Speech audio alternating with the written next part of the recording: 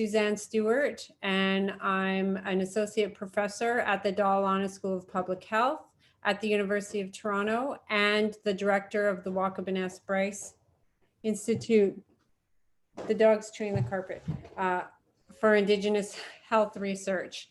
I'm very thrilled to be here today with Elder Clayton Shirt, our knowledge keeper in residence, and Dr. Suzanne Shoush. And as well, I have our research officer from Waakabanes Bryce, Robert Loft. But our new puppy is chewing the carpet, so he just had to go deal with that. Now he's back. Here's Robert. Hi, everyone. So thank you everyone for joining us. I know people are coming in because it's lunchtime, so it takes people a few minutes to log in. And I'd like to start by inviting our elder in residence to open us up in a good way. And then we'll proceed to introducing our speaker for this month, as well as the topic that she's going to share with us. So Clayton, I'm passing you the virtual tobacco, which I put down outside this morning for you and for Dr. Shoush. And I'd like to invite you to open us up spiritually, please. Oh, miigwech. Good afternoon, my relatives. Introduce myself again. I mean, I've been introduced already, but I'll give you my spirit name. My spirit name is Running Wolf. I belong to many societies, but I belong to one particular society. There's three fires, Midday Wind Society. I am of first degree. I am Cree, Potawatomi, tiny little bit of Irish there. I just want to say miigwech and good morning to everyone. When I came here, it was still morning, but it's afternoon now. So good afternoon to everyone. It's a pleasure to be here. I'm happy to be here. I'm happy that you're all here. They asked me to do this traditional opening. It's a little unorthodox. We're doing it virtually. So virtual openings. Welcome everyone, wherever you are virtually. Just try to picture yourself in a circle. We're in this ceremony, we're in a circle, and in that circle, someone has to take the position of doing the opening. So they've asked me to do these things, these openings, and an opening prayer, and usually it's given to an elder, knowledge keeper, someone to do this. And so that prayer I'm going to say is in this language. I don't speak my languages well enough to say it in my languages, Ojibwe or Cree. So with that, I just want to say, again, I'm happy to do this. We'll start with, I always like to start with, take a moment or two or three, take a deep breath, say miigwech, we say thank you again and again. I offer my prayers, we offer our prayers to our first mother of all mothers, our mother, the earth, again. I pray to her again. I pray for her. I give thanks for everything she provides for us, the people. We come together as the people. We offer our prayers to her. We give thanks for everything she provides for us in a good way, in a kind way. We say miigwech to her. We thank her from our hearts. We say thank you for everything she provides for us, the medicines to grow, the medicines to pray with, the medicines to eat, to make us well. We say miigwech to her for everything. I love you, I say miigwech to you. So our minds, our hearts can be one with this. I say thank you, I say miigwech to you. I offer my prayers to Father Sky. Again, I offer my sema. I partition, we offer our prayers, our tobacco. To Father Sky, we ask the spirits of our ancestors in a good way, in a kind way, to be with us. In these very difficult, challenging times, we come together as the people to ask for their guidance physically, mentally, spiritually, emotionally. We give thanks for everything you do for us.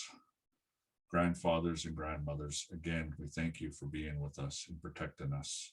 So our minds, our hearts can be one with this. We say miigwech to you.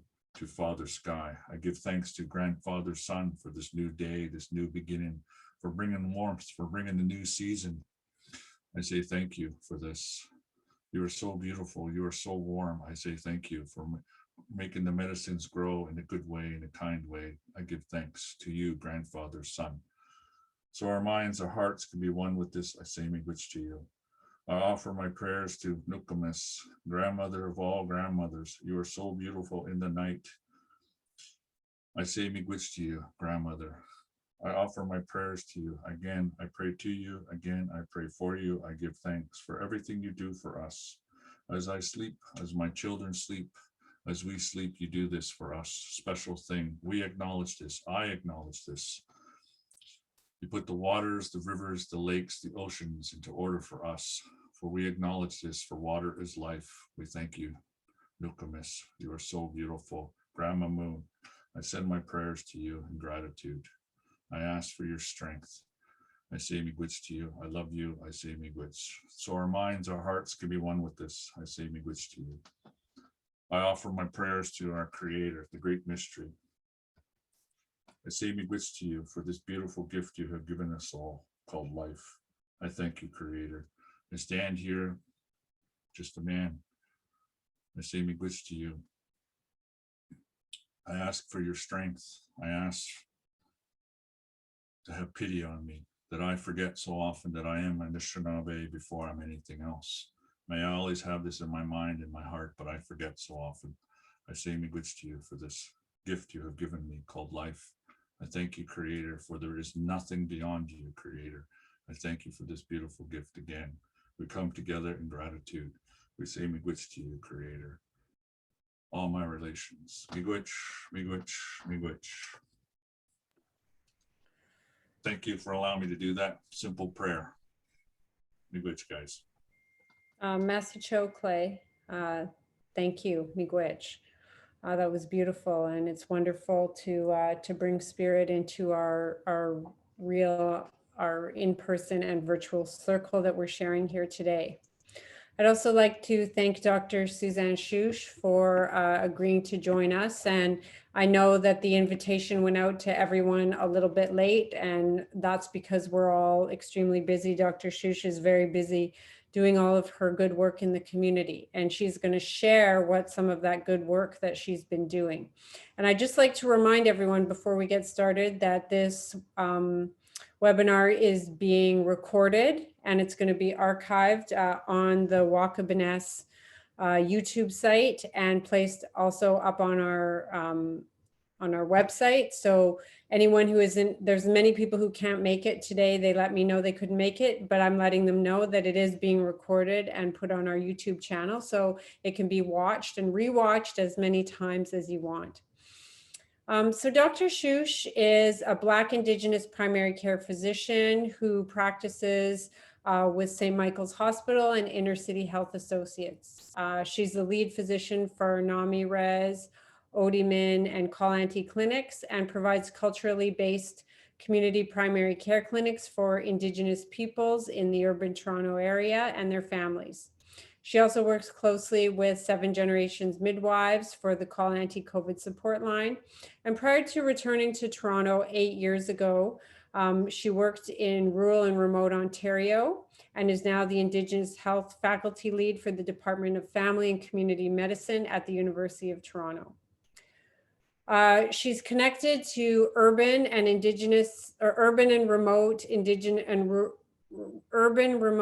and reserve Indigenous communities, and has worked very closely with many urban and remote organizations on COVID crisis responses. She is co-medical director of the Auduzhe Mino, hopefully I say this right, Auduzhe Mino Nesewinong COVID urban FNIM vaccine clinic, and has spent many weeks in Northern Ontario with ORNGE and NAN for the COVID vaccine rollout to fly-in communities. And that's what Dr. Shoush is here to really talk to us about, is share some of her experiences, insights with the COVID-19 vaccine rollout across Ontario. So on that note, maybe a more personalized introduction would be in order. And I'd just like to say I met Dr. Shoush a number of years ago, and I was inspired by all of the amazing hard work she does to service our communities and to provide culturally safe and culturally based Western medical interventions and programs in a way that I've never seen done before in Toronto or in communities. So I'm just in awe and inspiration of her, and I'm so thrilled to be working with you and to have you here today. So miigwech, and welcome, Dr. Shoush. Now, just before I go, I have to go to an emergency COVID vaccine pop-up clinic meeting at 12:30. I'm going to leave at 12:30, but Clay and Robert are going to handle the summary conclusions and questions from the audience at the end. So welcome, Dr. Shoush. Perfect. Thank you so much. I appreciate being here so much. I feel like when this is uploaded on YouTube, you're going to have like several hundred views of just me showing my friends you saying cool things about me. I feel like she knows me. I'm really happy to be here today. I honestly, it is a huge pleasure. There's so few people I can't say no to, and Suzanne is absolutely one of those people. I appreciate the work that we're doing together across the city, across the province, and it's an incredible pleasure to be here today. So I know it's not like the tradition, but I did make a PowerPoint, and I'm going to share my screen, and I'm very bad at screen sharing, so you are probably going to all see my text messages, which will be on YouTube as well later, so that's okay. And I also make a lot of jokes. I'm assuming that everyone's laughing because I know that they're funny. We're laughing. Yay. Okay, now I've got to play it. So we're about a year. Oops, what's going on? We're about a year into this pandemic right now, as everybody obviously knows very, very, very well. And we knew that when the pandemic was declared about a year and a couple of weeks ago, one of the first things that crossed all of our minds, anybody who's been involved in care for Indigenous people with First Nations, Inuit, and Métis people in our country and across the world, immediately realized that this is yet another pandemic that could face, that could pose an existential threat for our communities. We knew that from the moment it was declared, March 11th, 2020, we were looking at potentially devastating impacts of this COVID pandemic on our communities. I just wanted to share you guys some information from a Globe and Mail article. What Globe and Mail wrote an article discussing the fact that conditions make reserves, quote unquote, breeding grounds for rapid spread of outbreaks. They're looking at all of the issues that we know are longstanding: the hospital access, the housing crisis, the water crisis. Today is World Water Day, and we're still dealing with so many of our communities that don't have access to clean water. Severe infrastructure gaps. We know that there's higher rates of chronic illnesses.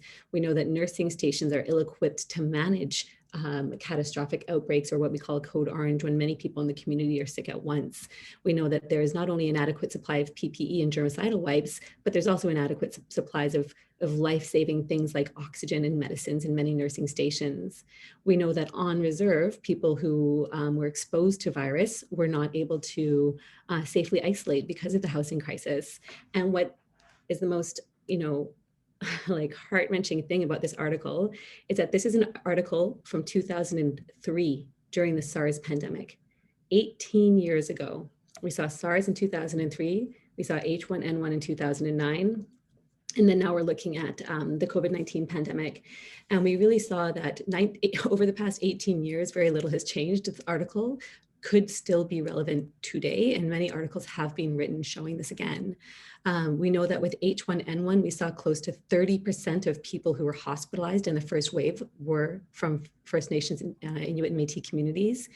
And close to 20% of people who died in Canada in the first wave were also from our communities. So the disproportionate impact of pandemics on our communities is profound and longstanding. And also it's an intentional result of structures that were set up to disenfranchise Indigenous people. We had a summer of pain between George Floyd and Joyce Echaquan, among many, many, many, many, many others, where we really started as a society to potentially reach a tipping point in understanding of anti-Indigenous racism and anti-Black racism.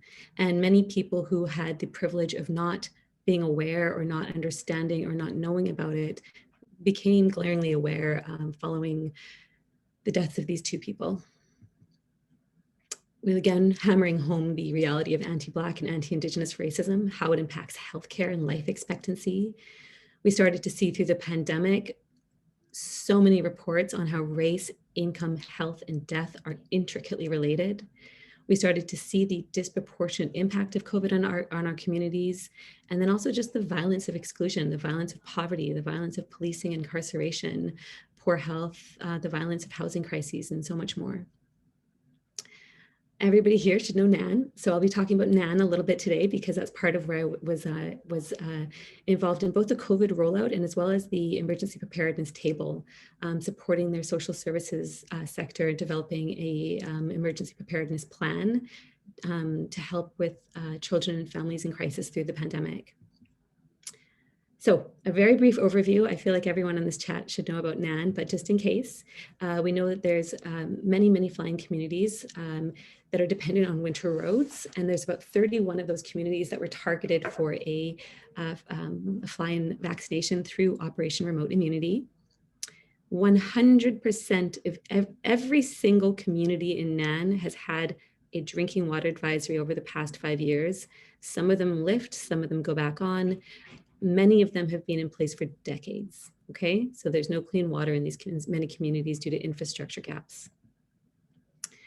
Only 4 out of the 49 communities have paramedic services, which means only 4 communities are able to call 911 if something goes wrong, if there is a healthcare crisis. And I think that that is remarkable in and of itself, because I think that many people who are from the city would not even consider taking a vacation somewhere that you couldn't call 911 if you had a heart attack or you got hurt or you decompensated from COVID-19. As I am the Indigenous Health Lead for the U of T Family Medicine, we did a survey and we actually saw that despite the many unmet needs of many communities in NAN, our family residents spend 2 months of their residency program on something called a teaching practice, where they're supposed to go up north and learn how to provide rural care in the community. And we actually realized that 65% of our residents were having occasional, rare, or no exposure to Indigenous peoples during their teaching practice. So that means that a huge portion of our students are still not meeting the needs of the communities in the province. So we really have to start looking at shifting resources. Toronto, this is a big niche brand. I love him.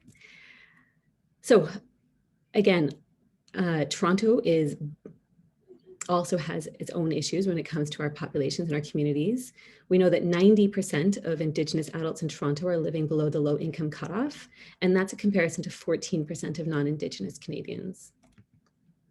We know that 40% of Indigenous adults in Toronto do not have a primary care provider, and that versus 10% of other Ontarians. We know that we use the eMERGE so much more than other people. So in Toronto alone, 65% of all of our Indigenous adults used the eMERGE over the past 12 months versus about 19% use across the province. We know that people using the eMERGE, a huge majority do not have any primary care provider at all. And very importantly, we know that more than 70% of people in Toronto have reported anti-Indigenous racism has either stopped, delayed, or prevented them from seeking care. And this is all data from Our Health Counts through the Well Living House and the research of Dr. Smiley, and it's all online. So we came to this vaccine rollout following the extraordinarily high-profile deaths of Joyce Echaquan and George Floyd, on top of many others. And this shift towards everybody from Nike to the hospitals putting out statements against anti-racism. And we actually saw policy shift towards an anti-racist policy shift, or something called equity-based vaccine distribution. And the difference between equity and equality is really that equity approach is trying to provide the communities each what they need to be well, versus trying to provide the same thing for every single community, regardless of what your need is. ORNGE partnered with NAN and the government to provide a immense rollout in the fly-in communities called Operation Remote Immunity. So this was week 1 of Operation Remote Immunity, and this is the team here. There's 2 Orange paramedics, myself as a physician, 2 nurses, and then we had one of the incredible women from one of the airlines who was providing the logistics and the bookings and the admin support. Everybody who was going to go up north to participate in Operation Remote Immunity had to take mandatory Indigenous cultural safety training. And that was actually something that was really demanded by the chiefs and by the band councils to make sure that we were not going to come into communities and cause harm. And of course, mistakes happen. Of course, there was several incidents of systemic and structural and you know, just the anti-Indigenous prejudice that many people have. It always does come through, but there was a very clear effort in making it as safe as possible for our communities. Every single one of us had to be both vaccinated by 2 doses of either Moderna or Pfizer at that point, and we still had to have rapid COVID testing on arrival to ensure that we were not bringing COVID into the communities. Something else that was really interesting was the chief and councils had demanded that all first dose vaccination clinics were accompanied by a medevac airplane available. And that is really critical because if you think about the nursing stations in many of the communities, they wouldn't have the capacity to manage a sustained anaphylactic reaction. Not that I think an anaphylactic reaction will ever happen, but it does. Weird things happen, and it's really important that we're not going into a community where we inadvertently cause a harm that we cannot treat and cannot manage. So this equity-based vaccine distribution plan was very new, and it was very unusual. You know, for a lot of our communities, we have not been at the front of the list to get something good in the past, and that required an immense amount of on-the-ground preparation. So the communities put in the work, and the communities showed up. They did everything from the constant Facebook Lives to radios, to the Black radio, to communicating with each other, to building vaccine confidence, to being sure that this was seen as about protecting our communities, protecting our languages, protecting our elders, protecting our knowledge. You know, one of the most upsetting conversations I actually had was at the beginning of this pandemic, when I had reached out to a colleague of mine that I worked with up north to send videos about protected intubation. And protected intubation is something that if somebody has COVID and they need to be intubated, you have to protect everybody in the room when you're running a code, so that that person with COVID, when they're getting CPR and intubation, does not, you know, put all of the aerosols into the air and infect the room. And when I sent those videos to my colleague, their response was actually that they weren't planning on providing acute care for COVID, for COVID-related death and illness in the community. They were actually going to palliate. So if you were becoming extremely ill to the point of not being able to breathe on your own, the goal was to keep you comfortable until you passed away peacefully, rather than try and intubate, resuscitate, and run a code, with the thinking being that it would be too hard for so many people to die alone in an ICU hundreds and hundreds of kilometers away. And that really struck me as a paradigm shift in thinking between Indigenous and non-Indigenous people sometimes. This is a very, you know, just in terms of the expectation of who would get sick and die from COVID, the expectation of thinking that it would be senior citizens and not younger people. We know that our communities are so likely to get sick sooner and younger and more sick from COVID infections. We could expect to see people as young as 40, as young as 20, as young as 25, oftentimes caring for entire families. And in addition to that, you know, the elders are so important in our community that it's like we have not learned enough to be relaxed about them getting sick. So there's a huge shift in the way that we had to think there. And I think that the communities really put in the work to make sure that people understood that we are here to keep us safe, because we really need our culture to survive again through this pandemic. That was a little bit derailed. So Webikwe is where I went for my first week of vaccines. And I don't know if anyone recognizes the name Webikwe. I bet you a lot of people on this chat do recognize Webikwe. Jordan Wabase was one of Tanya Talaga's Seven Fallen Feathers, and he came from the community as well. Anybody who's read that phenomenal book, which changed a lot of people's lives, that impacted policy, that led to the dismantling of the Thunder Bay Police Services Board for failure to act on anti-Indigenous racism within the Thunder Bay Police Services, will recognize the name Webakwe from the loss of that young man. It's also the community where an incredible man named Norman Schwabek, who I got to meet, had a horrific experience a couple of years ago in which he watched his wife die because the oxygen ran out before the paramedics could fly in. So he, in a just absolute loss and rage and anger and grief, walked with his children for more than 1,000 kilometers on the ice roads to Thunder Bay to get an oxygen tank himself and bring it home. Because he told his wife that this would never happen to somebody else in the community. And he actually walked all that way with his children, bought back the oxygen tank and deposited it to the nursing station. That action alone led to Indigenous Services Canada, but it wasn't called that in 2016. It led to them committing that each nursing station in the First Nations community would have an oxygen concentrator so that there should never be people running out of oxygen. And that's Norman there. He was so lovely. I actually have earrings that his son's fiance made that I should have worn today because they're one of my favorite ones, but that's okay.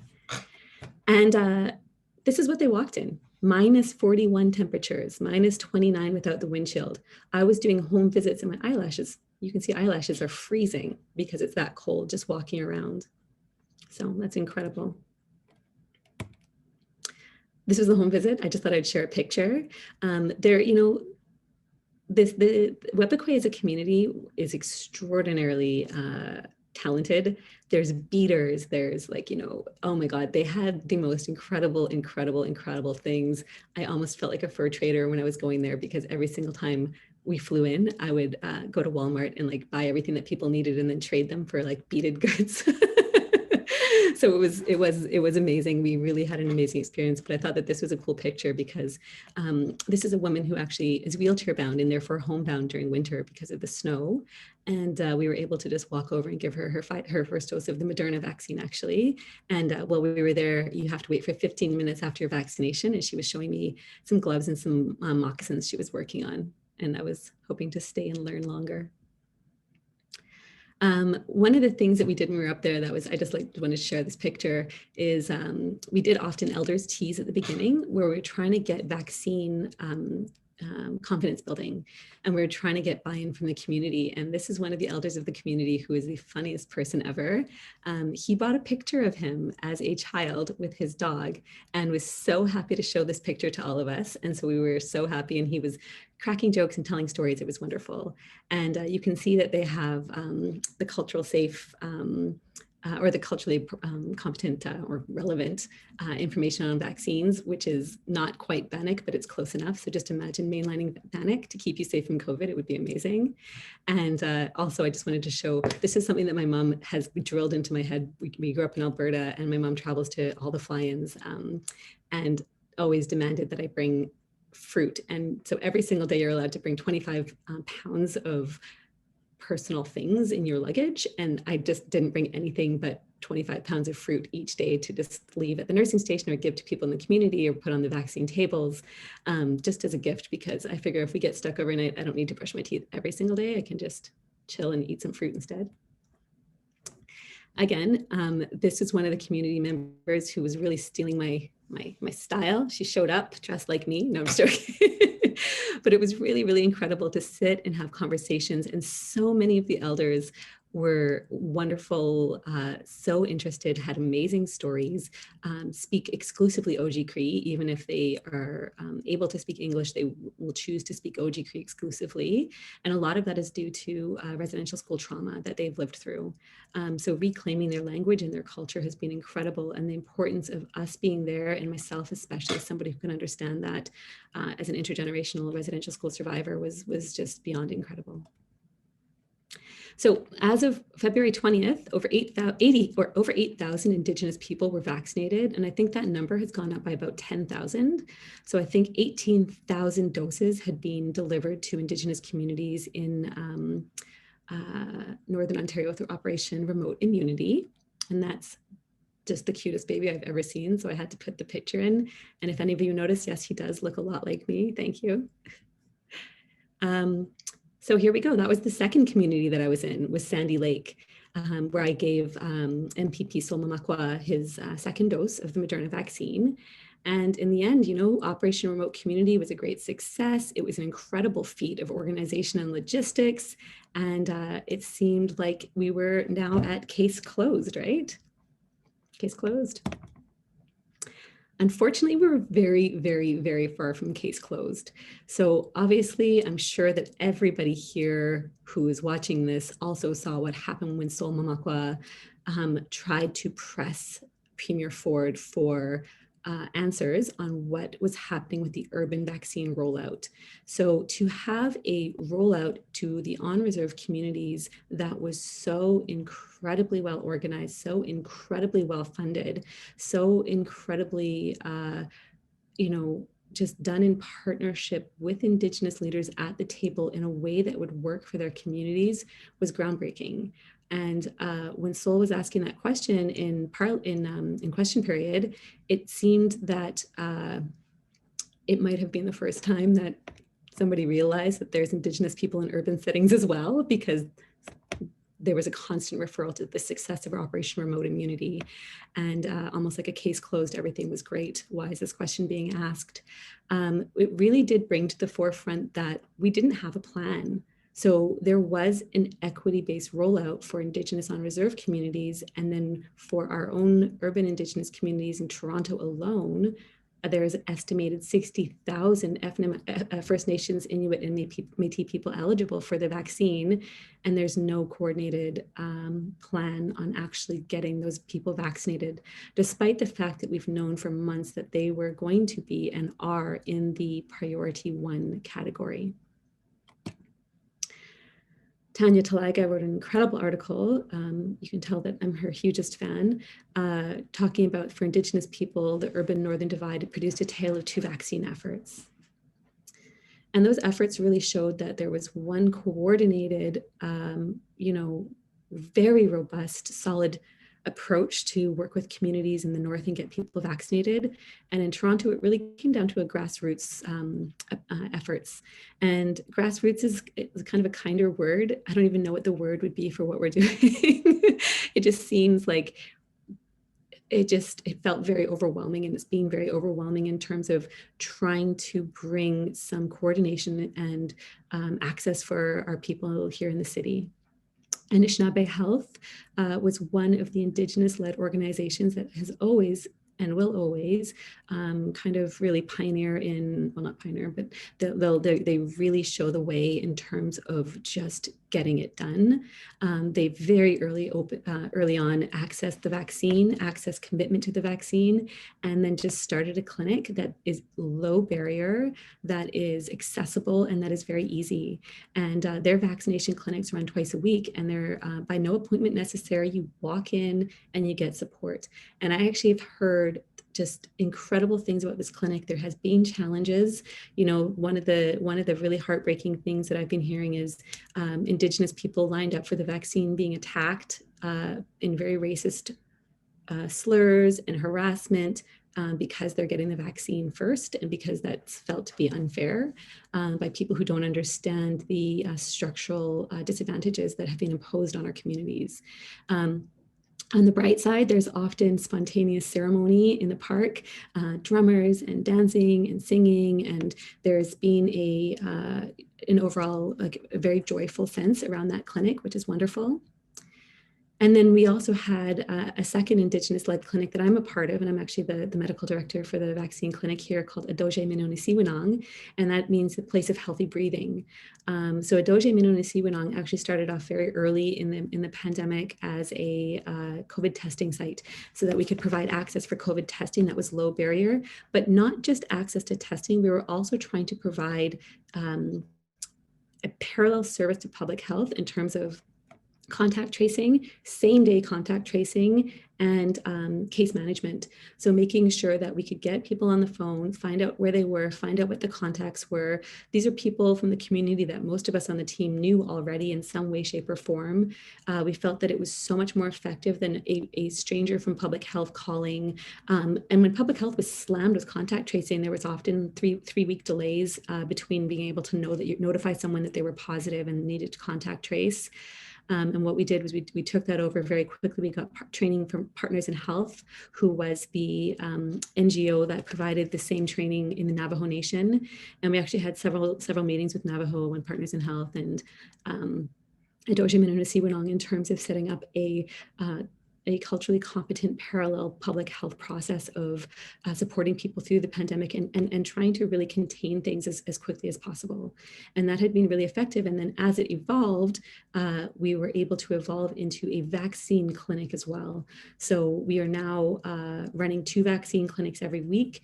And, the amount of work going into it is truly astronomical. Between Nishnaabe Health and Auduzhe Mino Nesewinong, we've had some incredible opportunities to influence the beginnings of an urban policy, the beginnings of urban strategies, including working with some incredible hospital partners from Unity Health at St. Mike's and St. Joe's, Sunnybrook, Michael Guerin, Women's, obviously, UHN. We've gotten a lot of support for an Indigenous specific plan site by site. But again, this is mostly grassroots. This is something that we're organizing and calling meetings for and really pushing for almost at the side of the table. And yet we have so many willing partners that we're just waiting for strategy. And even the City of Toronto is really supportive and trying to push along this, this vaccine rollout for our community. One thing that happened yesterday, and I don't even know if that's yesterday or today, the 21st of March, I wanted to bring this up because it's one of the most upsetting things that I've seen in a long time. And Pikangikum First Nation, they have expelled the OPP because of allegations of OPP misconduct. And as a result of the expulsion of the police, Indigenous Services Canada pulled the nurses from the community. So these are unrelated events. These are unrelated, departments. And the connection between expelling the OPP and pulling the nurses is beyond me. It really does concern me in terms of, here's Sol again saying this is a prime example of continued oppression and colonialism, which equals racism towards the First Nations in Ontario and across Canada. So when they asked the police to leave, Indigenous Services Canada decided that they could not keep their nurses there through the nights. So there's no 24-hour care in the middle of a pandemic that we already know is disproportionately impacting our communities. I've worked in communities up north where there's no police, and that has never been a problem. I, under no circumstances, can imagine leaving a community with no health care. And also the concern about why this happened and why that decision was made and what the logistics were. I guess we'll wait and see. But when we talk about things like vaccine hesitancy and Indigenous people not wanting to come for their vaccine, we need to remember that this is, yes, 1,000,000%. This is about residential school, Indian hospitals, about the legacy of colonialism and the Indian Act and the harms that were intentionally done through our laws and our policies. But it's also about everyday instances of medical violence that we keep seeing. I'm going to wrap that up with that. This is a website that it's just being thrown together. There's support. Call-Auntie can help people book. Spread the word to torontovaccines.com. We try and keep it updated, and we're really here for you. So I mostly wanted to try and see if we could have a question and answer if there's more time. Wow, thank you so much, Dr. Shoush, for that really wonderful webinar, and the work you're doing with your team is just amazing. Yeah, beyond words, it was really great. So thanks for sharing that with us. I don't see any questions in the question box right yet, so maybe I'll start us off here. So what do you think is the biggest barrier to vaccinating Indigenous people in cities right now? So I think the biggest barrier is was just the lack of an advanced strategy. You know, it was kind of like, okay, you can start. And it was like, okay, but the lack of the coordinated plan that would have kind of matched Operation Remote Immunity, advanced social media, advanced media campaigns. You know, we're seeing Indigenous people be exposed to anti-Indigenous racism that can get violent because of the fact there's a lot of tensions around who's accessing the vaccine. And you'll see a lot of angry people thinking that it's not fair that an Indigenous person who is younger could access the vaccine before their older grandparent or their loved one who has high risk chronic illnesses that they could die from COVID. I think that there has been a general there's been a shift towards a better understanding of how this pandemic has really disproportionately impacted our community. And I thought that would come along with an understanding of the fact that we need to move forward in providing that equitable approach within the city as well. Sometimes that's not there. And I think, you know, the city is very willing and wanting to work on those kinds of media campaigns to explain why these decisions are being made, to explain how the rollout has been planned. I think coordinating with, you know, hospitals, but more than anything, really getting Indigenous leadership at those planning tables is really important because we really need to see plans that work, that were, you know, the for us, by us, the old FUBU, but we need to see things that are actually going to be, you know, are people going to show up at hospitals where they've maybe had an experience that was harmful to them? Are people going to, you know, ask for a status card when you book your vaccine? Are people going to, you know, so there's been a lot of confusion and a lot of uncertainty. And despite the best efforts that's kind of persisted. So we're trying to pull together ways to get information out, which is the best that we can do for now. But I think the biggest barrier is just coordinated strategy and the fact that we have about 60,000 people eligible. And I hope every single one of them considers getting the vaccine. And if you don't want the vaccine, you wear your mask, you do your distancing, you wash your hands, that's okay. I tell everyone that I don't push the vaccine because I was not smart enough to buy stock in Pfizer and Moderna at the beginning of the pandemic, so I do not profit from this. But next time I will. No, just joking. But I think that the you know, we're looking at trying to get upwards to 1,000 every 2 weeks, so that's going to take too long. So we need to get this ramped up logistically. Thank you. Oh, I see a question pop in here. So Tracy said, thank you for this warm and informative presentation, Dr. Shoush. During Operation Remote Immunity, how did limited community infrastructure shape vaccine rollout?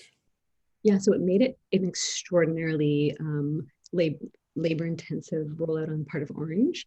And ORNGE is the air ambulance service, and they have been flying into these communities for decades, providing services of medevacs and on-site support. And so the vaccine was carried in something called a Credo cube, and it's like this box that it feels like it's made of lead. It looks so light, but it's so heavy, and it's monitored for the cold chain, and it has to be kept at the very warmest, -15, but all the way down to -40. And if you break the cold chain, the vaccines are ruined. So it's really intense because, you know, that had to be brought with us every single day. Because the nursing stations didn't have the capacity for cold chain monitoring, each area has a base. There's Timmins, Thunder Bay, and Sioux Lookout. And so, for example, in Webequie, I had to fly home to Thunder Bay every single day to get a new vaccine and then fly back the next day. So it's 10 flights in a week, not including flying home to Toronto. In Sandy Lake, it was Sioux Lookout. Also, the fact that there had to be a medevac available, that's quite expensive. And that also, you know, we want to make sure that that's not taking away from communities that might have a person in crisis that needs that plane. So coordinating that was a feat. I don't even know how Orange did it. I feel like we got to get Homer in this conversation. Dr. Tien is a true leader in terms of that logistical rollout, and the Canadian Rangers and, you know, the bands and councils. It was just incredible. So logistically, we had to bring water, for example. We had to bring our own water. So if we wanted to drink coffee, or if we wanted to drink water, if we wanted to have food, we had to bring everything that we needed with us. If we couldn't get out of the community, we had to have survival packages. Like, sleeping bags and these massive army bags full of equipment. So it was almost like you bring your own everything. And we should have been able to be in communities where, like there's no reason that a community shouldn't be able to hold a vaccine inside of it, right? It's a fridge. But the fact that electricity is unreliable, Wi-Fi is unreliable, everything's unreliable because of these infrastructure gaps. I think that was one of the biggest issues. Thank you. So there's another comment and question here. What about other concerns many Indigenous people have and others about how rushed the vaccine creation was, particularly a new technology that hasn't been used before, as well as the fact that the pharmaceutical companies are not going to be held liable if there are problems. They can't be sued as they are being protected against this. This is a major concern in my community. Is the vaccine safe, and how do we know as the trials were rushed and are not yet complete? Yeah, that's a really good question. I appreciate that question a lot because you're probably voicing something that is on a lot of people's minds. So to back up a little bit, the vaccine development using the mRNA vaccine process, which is what both Moderna and Pfizer use, it is new technology for vaccine development, but it is not new technology whatsoever. So Moderna, I don't know if it was in Barack Obama's first or second term, but he actually granted a huge government grant to that startup so that they could start looking at the development of mRNA technology for vaccine use. The Turkish couple that developed the Pfizer vaccine, the moment the pandemic was declared, essentially said, if anybody can get us the genome of this virus, we can create a vaccine to fight it. And we know that we can. We've been working on this. All we need is the genome. And there was a scientist in China, his name is, I think, Zheng Zhongzheng or something. I'm going to say it wrong, but he was from Wuhan, where the outbreak started. And he did get a hold of a sample of the virus, and using incredible advances in genome mapping, which is when you look at the DNA of the entire, it's almost like the whole DNA of the virus. Using incredible advances we've had in genome mapping, he was able to map the genome of the SARS-CoV-2 virus in 40 hours and very quickly uploaded it to a public domain where it could be seen by the whole world. And he did that really very likely against policy to share that kind of information, or even at that point admit that there was a new virus that was causing a pandemic and an epidemic and an outbreak. And so that was an incredibly brave thing for him to do. And then the couple, the Turkish couple who developed the Pfizer vaccine were able to very quickly identify which part of the genome they could use to teach your body how to make antibodies. So again, this is something that we've seen used for more than 15, 20 years in cancer immunotherapy. We've known for a long time it could be used for a vaccine.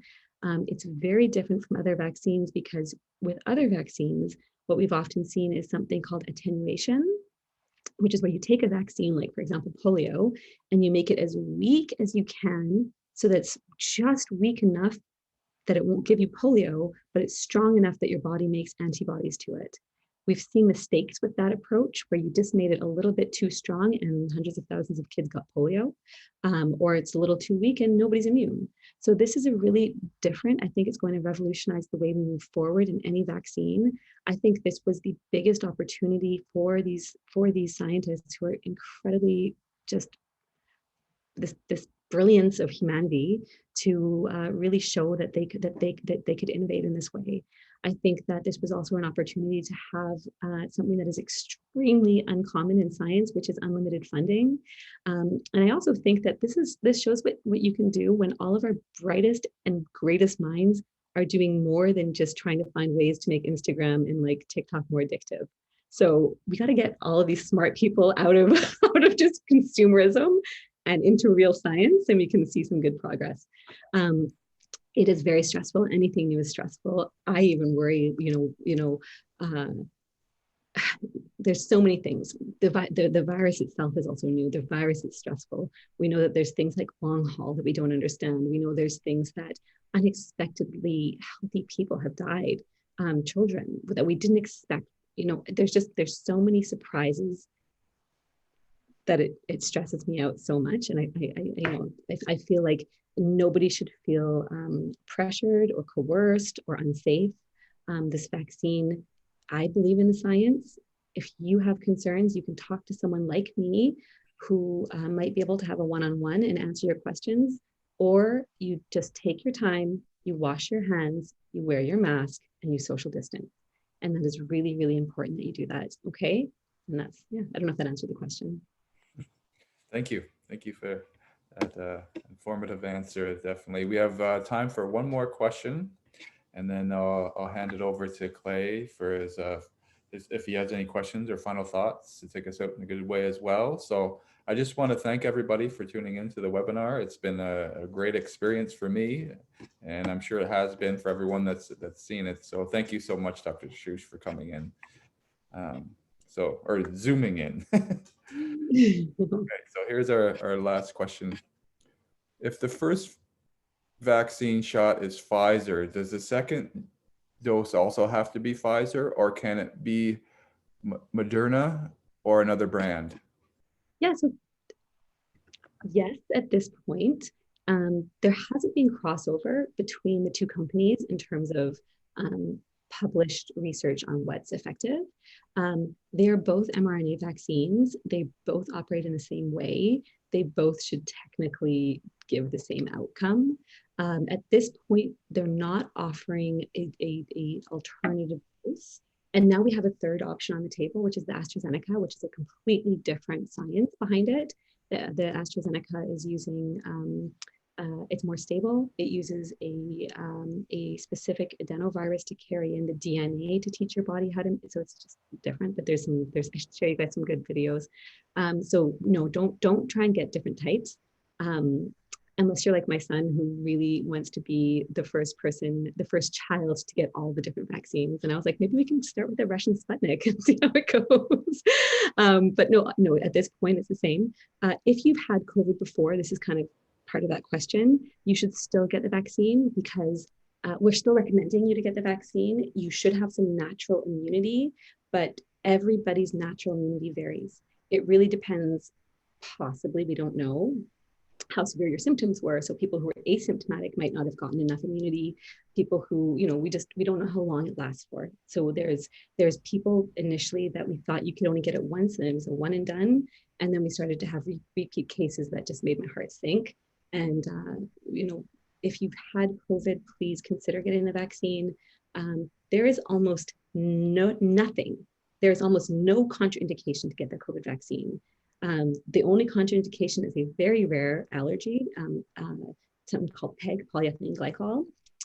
Other than that, there's no medical condition that's a contraindication. There's no medication that you're taking that would be a contraindication. There's really nothing. Some people are considered special populations, and you'll talk with your provider, but everybody's eligible, no matter what you do, no matter what you take, no matter who you love. No, I'm joking. No, honestly, no matter what, you're eligible. So consider it. If you're over 16 for Pfizer, and if you're over 18 for Moderna. Thank you. Okay, well, that was just amazing. Thanks so much. I wish we had more time to carry on the conversation, but we have to end it here. So I'll hand it over to Clay now if you have any questions or comments, and take us out in a good way. Thank you, Dr. Shoush. I have no questions, because my questions were answered already from the people who answered the questions. But I was just kind of curious how when you traveled in those remote communities, I mean, you talked quite a bit about the history of how Indigenous people or people of color have always been, sort of, hesitant to get involved with the medical world. And so I was wondering, and so when you went up to these communities, did you have that experience with them? I did, actually. I'll never forget one conversation that I had with an elder couple, and we were sitting in the vaccine booth, and they came to my booth, and usually when you get to a vaccine booth, the person just like pokes you and then you go, right?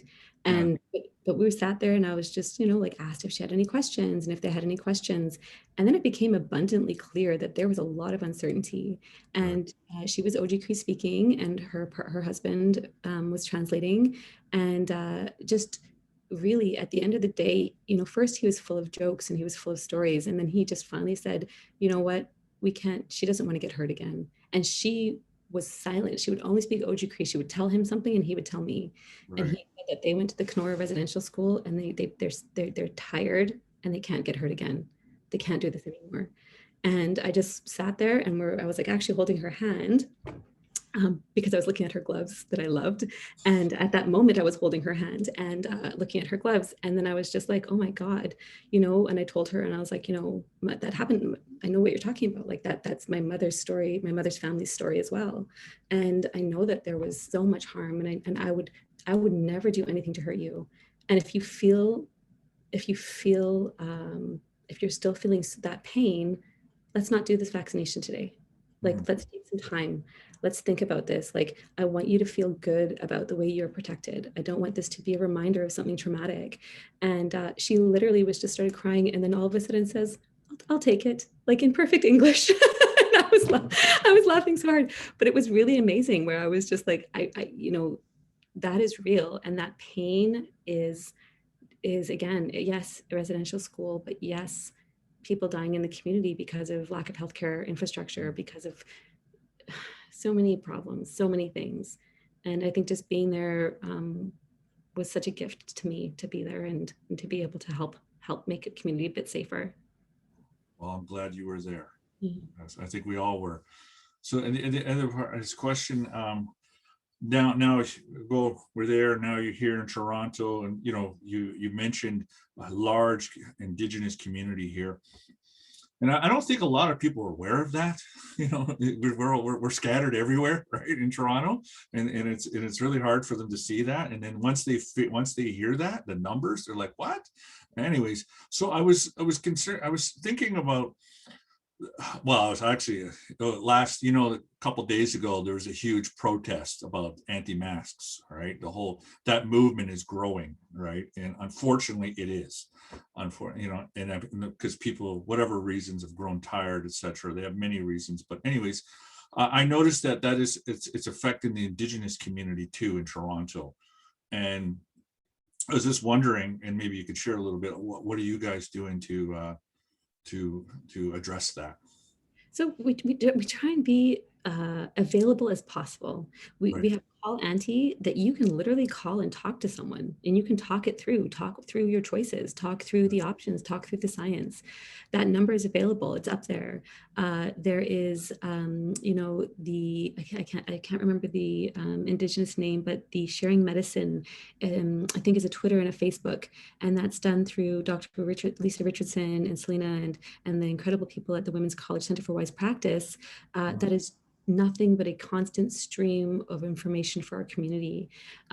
People are doing Facebook Lives. I think that the issue is that you can get information from really any source, and it's going to come down to your experiences with healthcare.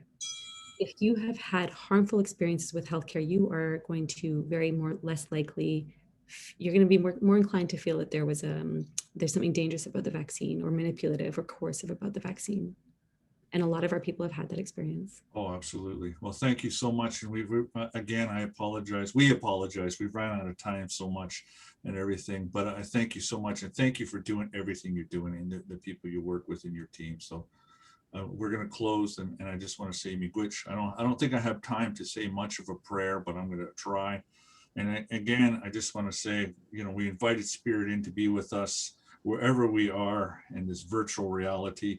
Where I would just say Miigwech, and we say thank you, and I ask the spirits of our ancestors, those good ones, to bless us, to bless you physically, mentally, spiritually, emotionally, to bless us all in a good way, in a kind way, to keep doing what you're doing, and to protect your family and your loved ones and all the work you're doing and all the people you work with. So we say Miigwech to the earth, the sun, the sky, and to our Creator for this beautiful day and this gift. All my relations. Miigwech. Thank you, Doctor. Miigwech to you guys. Thank you so much. Miigwech.